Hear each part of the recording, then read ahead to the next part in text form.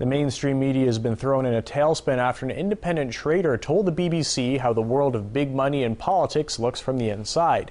In our report from Washington, we take a look at why this was such an eye-opener for many. The governments don't rule the world. Goldman Sachs rules the world. It was the comment heard around the world, one that generated widespread reaction from papers and pundits alike. We appreciate your candor, however, it doesn't help the rest of us, does it? But instead of talking about the comment itself, most outlets immediately sought to shoot the messenger, Alessio Rastani. Forbes called him a psychopath. CNBC suggests it might be a hoax. New York Magazine wonders if it is a hoax or perhaps our worst nightmare.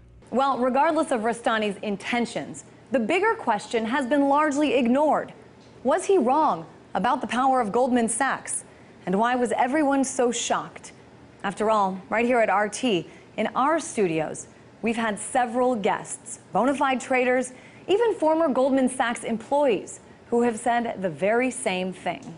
Washington is not the biggest player in this. The global bankers are the biggest players, the global hedge fund managers, and that's where the action, that's who's determining the outcome of this, not the players in Washington. They have already ceded control to the global banking industry. Wall Street has been pulling the strings in Washington from the get-go. It is the largest sector of campaign contributions, and that's to both parties. But for the mainstream media who don't air views like these, Rastani's honesty was unexpected, says Survive and Thrive TV's George Heminger. When they asked him these questions on BBC, he just let it all hang out, and the actual truth came across.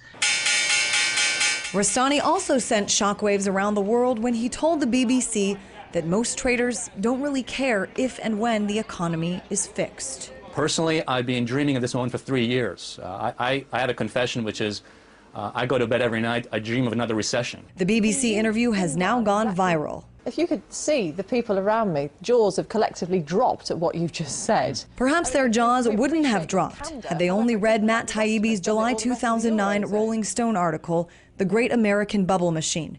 In it, he famously described Goldman Sachs as a, quote, great vampire squid, wrapped around the face of humanity, relentlessly jamming its blood funnel into anything that smells like money. Taibbi discussed with us recently how, although people are unaware of it, the big bank has profound power in society. How much are you paying for gas? How much are you paying for electricity? How much are you paying for your credit cards, your mortgages? How much are you paying in taxes? And how much of your tax dollars are going to debt service? That is what democracy looks like! Unlike the mainstream media, few here would be shocked by Rastani's comments. We're gonna shut down Wall Street! For nearly 2 weeks, these protesters have been out every day, hoping to bring an end, or at least awareness, to what many call a corrupt system. What do we want? Revolution! When do we want it? Now! And still others have argued for years that the government's actions are dictated by the big banks. The very special interests on Wall Street, the insurance industry, these are the people who are writing the laws that Obama is passing. They are keeping him in power. They're the ones that have financed this campaign, and the laws are being written for their benefit. Whose streets? Our streets! As anger builds here, perhaps better questions need to be asked here, so that a different message is sent to decision makers here, that the system that has been sustained and protected for decades might need to change. In Washington, Christine Frizzell, RT.